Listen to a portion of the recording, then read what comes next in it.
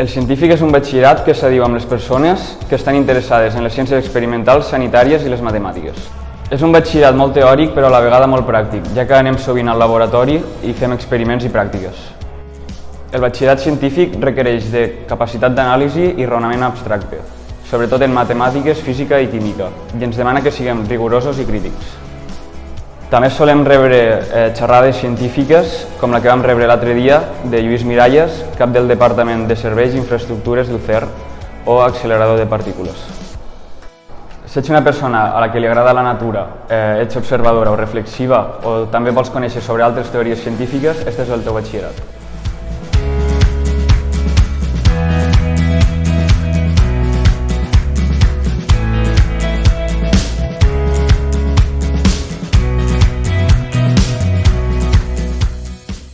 Lo tecnològic ofereix una gran varietat d'assignatures, des d'electrotècnia fins a dibuix tècnic, i en el meu cas estic fent física, química i tecnologia industrial, i el que més me sorprèn del meu itinerari és la gran relació que hi ha entre les assignatures. Per exemple, he donat el concepte de termodinàmica des de l'àmbit de l'enginyeria, però també des de la química. Sobretot en tecnologia, el contingut que fem va més enllà dels llibres, perquè també fem servir programes com FluidSim, CADSIMU o Tinkercad, que realment ens permeten entrar en matèria i entendre el perquè de les coses.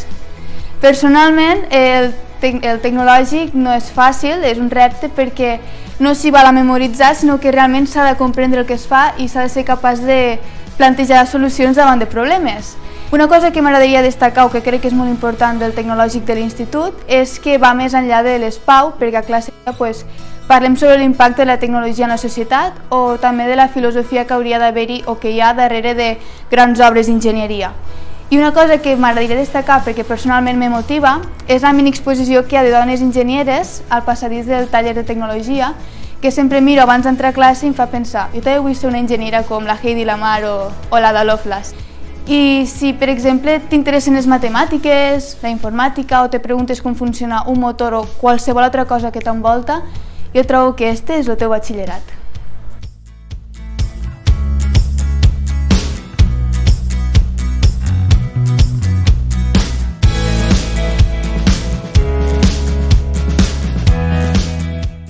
En aquest batxillerat, l'alumnat adquirim una visió del món que ens envolta a partir de les problemàtiques que ens afecten, com l'atur i les desigualtats socials, entre altres coses.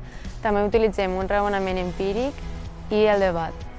Cal saber el que ha passat històricament per saber el que ha canviat i el que està encara per canviar. També utilitzant un raonament filosòfic. Aquest batxillerat obre camins per saber com els éssers humans establim les relacions socials i com gestionem com a individus que vivim en col·lectivitat. Si ets una persona que li agrada la literatura i la lectura, la filosofia, la història i t'interessen els temes polítics, socials i econòmics, aquest pot ser el teu batxillerat.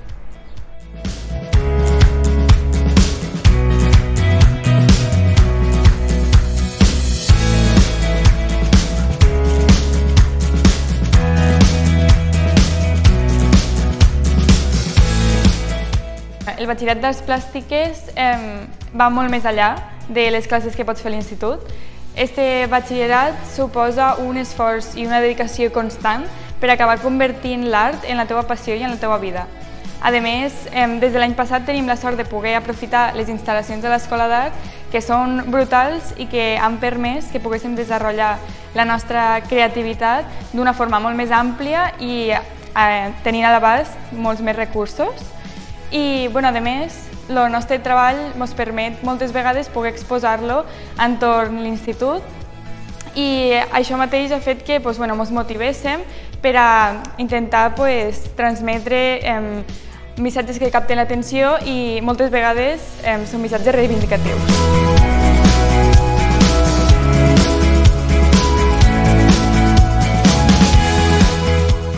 Una de les coses bones d'estudiar a l'Institut d'Artosa és que tens la possibilitat de fer el batxillerat artístic escènic.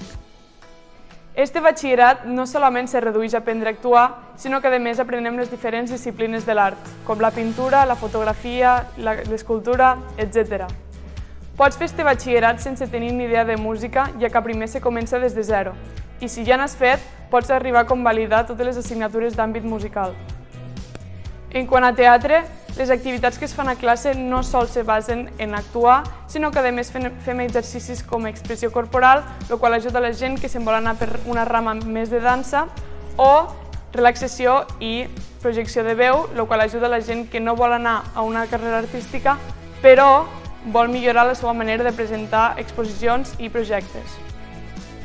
Així que ja saps, si ets una persona a la que li agrada l'art, la música, el teatre i la dansa, este és el teu batxillerat.